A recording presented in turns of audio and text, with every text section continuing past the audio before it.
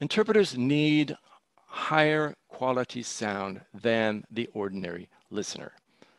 And of course, you are going to ask why. If you are the owner of a platform or the organizer of an event, or maybe a sound technician, you're thinking, I can hear it. I can hear it. Fine. I can understand.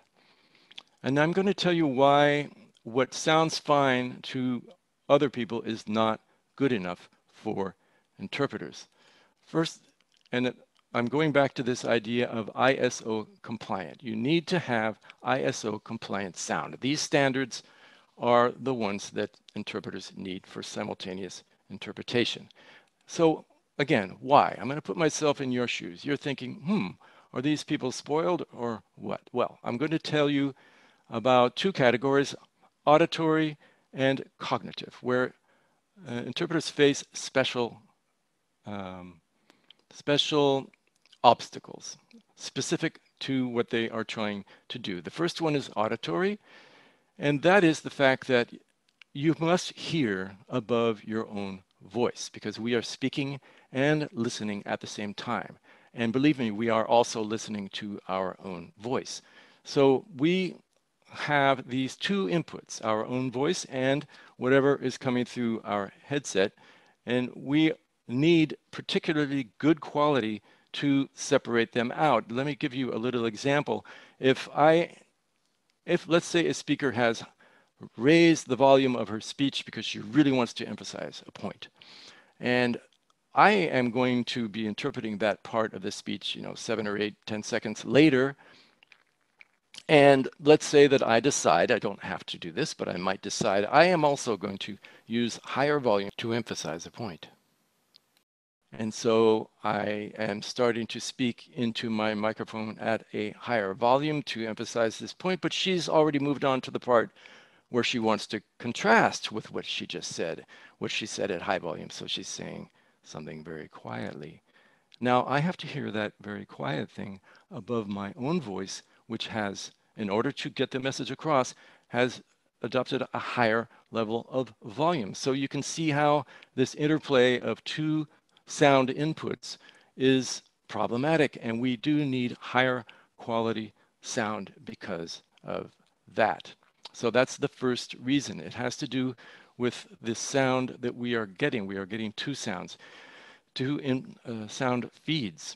Secondly, and there are two in this category, actually three, cognitive. Our mind is divided into three. The ordinary listener is pretty much sitting there and trying to just follow, and of course, yes, analyzing and seeing what is pertinent, etc. But the main idea is just to take in what is being said. However, the interpreter has their brain power, their cognitive load is divided over three areas. First of all, the interpreter is figuring out what on earth the person is trying to say. Now, this is really what we do. This is very, sometimes extraordinarily difficult. Maybe you have had a hard time finding out what I'm trying to say sometimes, and it's just part of life, especially when someone is a high-level speaker and is explaining something that is important. It requires a lot of concentration. But I'm going to show you a little case where it's actually not all that complicated. This man made a video where he it's a joke where he says, under the pandemic, we will replace all explosive consonants like P with F so that the pandemic doesn't get spread by our spitting out little bits of virus. And it's sort of a joke, and I'll have you listen now. I hope you can hear it okay. Anyone speaking to other people in a public place will have to stop using the plosive sound. Failure to do so could lead to a fine or even prison. Okay, let's just take the end there. He says failure to do so could lead to a fine or even prison.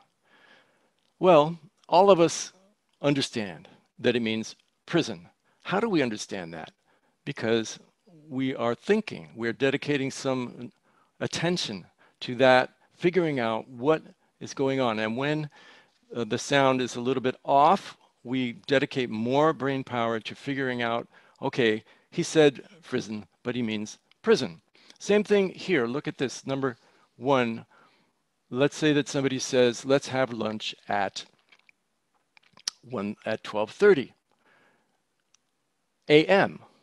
Again, I'm thinking, well, I don't think she means let's have it in the middle of the night. So, okay, she just misspoke. I understand. This takes some brain power. So there really is a lot of cognitive load in figuring out what the person says. Number 2, formulating good output in the target language. Of course, this is what you get to hear the interpreter saying. And this is really hard. Have you ever tried doing this? You have to say what the person said and keep listening to what happens later. And of course, this takes many years. When I went to interpreting school, it was after I had my master's degree, and almost everybody else in interpreting school had already attained their master's degree. And it was really, and we just worked on how to be an interpreter for a couple of years. It's not easy. So we here have this second task of how figuring out how to say what the person said in another language. Thirdly, we have to monitor what we say, just like I am monitoring what I say right now. If I say something off, which I have it, I think I just correct it. Well, interpreters are also listening. Hey, did I say what I meant to say? What they heard, is that actually communicating what the speaker said? This monitoring is going on all the time. So that's a third cognitive task that the interpreter is doing and that the ordinary listener is not doing. So here we have all 4 summed up. The first one is auditory. You have to hear above your own voice. Number 2, figuring out what the meaning of the speech is. Thirdly, expressing that meaning faithfully. And believe me, we are bending over backwards always to do that. And sometimes we do stupid things like turn up the volume in order to do that when there's bad sound. And number 4, monitor, make sure that what we're saying is working. So what happens when the sound is poor?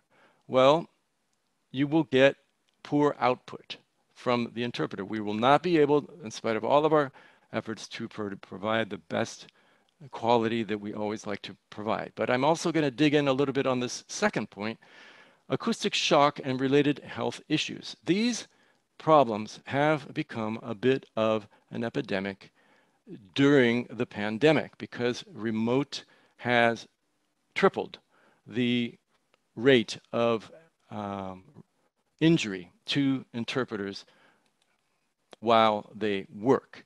And here's my little image.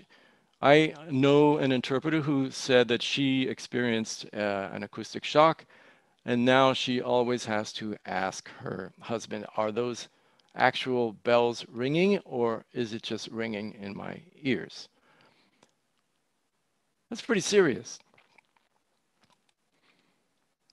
Here we have a very recent report, only a few days ago, from Canada.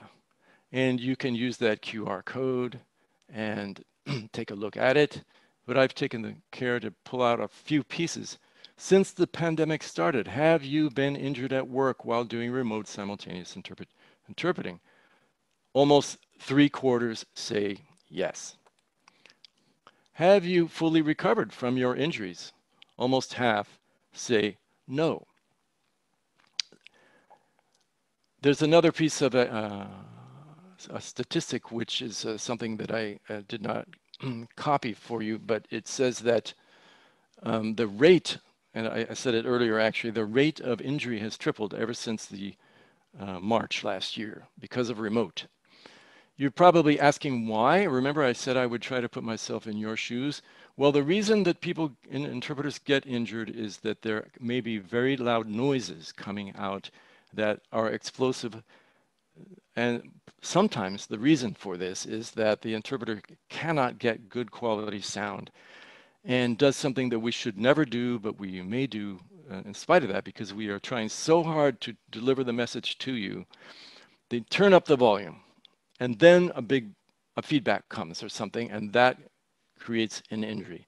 But there's also the fact that extended exposure to sound which has been degraded, as I said, None of the platforms have ISO compliant sound. So if you have sound that's been degraded by its passage from me to you over a system, that is over the long term will cause injury.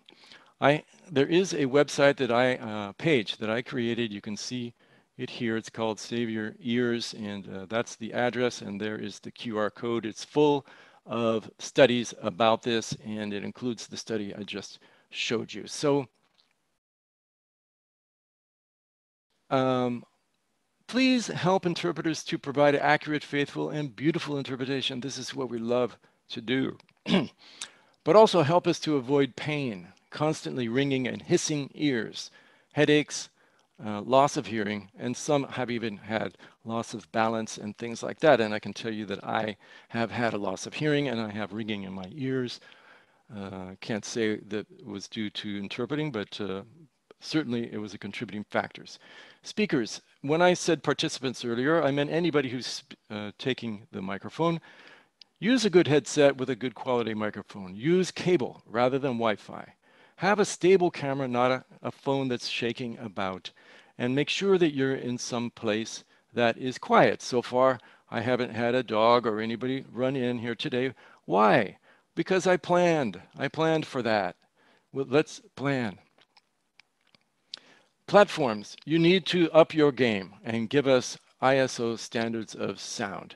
Conference organizers, demand the above of all your service providers, in particular that the speakers take care and that they have good microphones. Send them a microphone using all the mini services, the way we're always getting everything now, Amazon or whatever. I don't have stock in Amazon, but and demand that all of your speakers have a good microphone and that they, if it's a platform, that they have good sound interpreters. Insist on good sound. It's a matter of your hearing and your livelihood. And secondly, keep your volume as low as Christopher Thierry told me back in 1983, told the whole class. Keep your volume always at the lowest level you can, which still enables you to capture the entire message. So here we have covered all of these 7 points. And I think that I hope that I have helped you to have a successful multilingual event, and I hope that I have helped you to help us to give you a very successful multilingual event. And so that is the end of my talk. Thank you.